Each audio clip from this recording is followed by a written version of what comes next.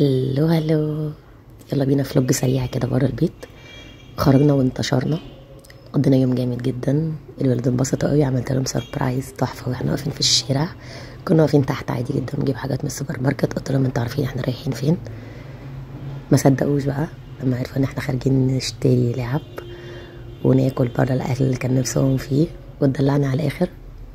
بالمناسبه دي حاجه تشجيعيه تحفيزيه بسيطه كده لوكا، علشان عمل حاجة كويسة كنا متفقين عليها. يعني شرفني، ما خذلنيش بمعنى أدق، سمع كلامي وعمل اللي احنا كنا متفقين عليه. بجد بجد أنا فرحانة بيه قوي. ربنا يحفظه ويحفظ كل أولادنا يا رب، وربنا يبارك في كل الأولاد يا رب. طبعا هم كانوا محتاجين الخروجة دي، باين جدا عليهم. أول ما خرجوا يعني انتشروا زي ما انتوا شايفين كده.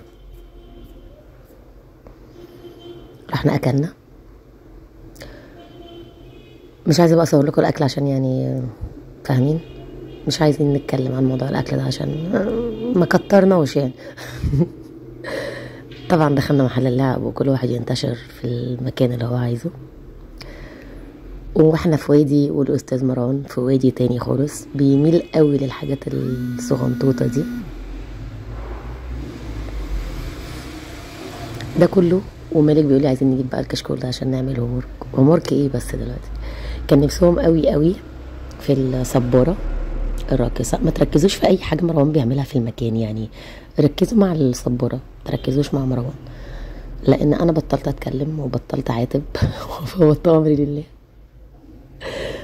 فمروان كان مقتنع ان هو ياخد الحاجة ويجري، مش هيدفع ثمنها. يعني مش عارفة ليه الفكرة، بس اوكي. السبورة الراقصة دي كان نفسهم فيها جدا. انا فعلا كنت بدور عليها كتير، ما كنتش لاقيها، مع انها كانت منتشرة جدا في وقت من الاوقات، لكن بجد ما كنتش لاقيها. الراجل هنا يعني عرض مساعدته على ملك، لكن ملك قرر ان هو يتعامل بدماغه ونجح فعلا. الحمد لله عرف يتعامل معاها. يعني لو قلت له سيبه هو اللي يتعامل ويشوف هيعرف يشغلها ولا لا. عجبتهم جدا، فرحوا قوي لما شافوها. مش هتصدقوا ان كان في حاجه مروان بقاله اسبوع بيقلب عليها المحلات كلها، محلات اللعب كلها لقيناها في المحل ده، وحياة ربنا هتشوفوها دلوقتي. سبتهم يختاروا كل اللعب اللي هم عايزينها، عشان لما اروح البيت ما يقعدوش يعيطوا يقولوا احنا كنا عايزين لعب تانية. لا، ده لعبك واختيارك وقرارك، انا ماليش دعوه. دي لعبه كانت حلوه قوي برضو، نحط فيها ميه او عصير، بس انا شايفه ان دي مش لعبه، دي حاجه يعني اكاديميك اكتر.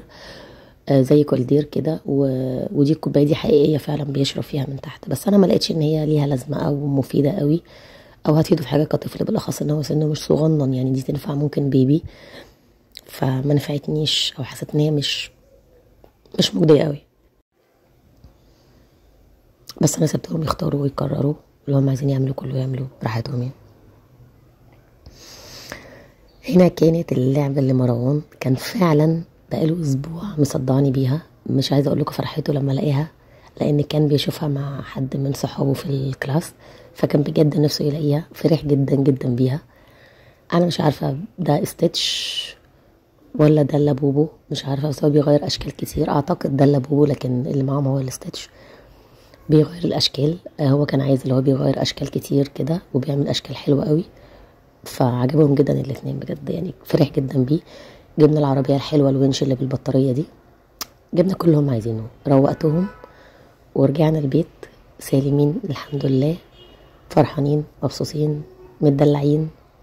قعد يلعب، اديت له ربع ساعه كده بريك قبل النوم، قعد يلعب، قعد يكلم السبوره. لو فتحت لكم الصوت وشفتوا مروان كان بيقول ايه هتزعلوا مني. فالحمد لله ان انا بسجل انا بصوتي، وطبعا يعني سوري كمان على صوتي، لان صوتي واضح ان البرد تعبه شويه.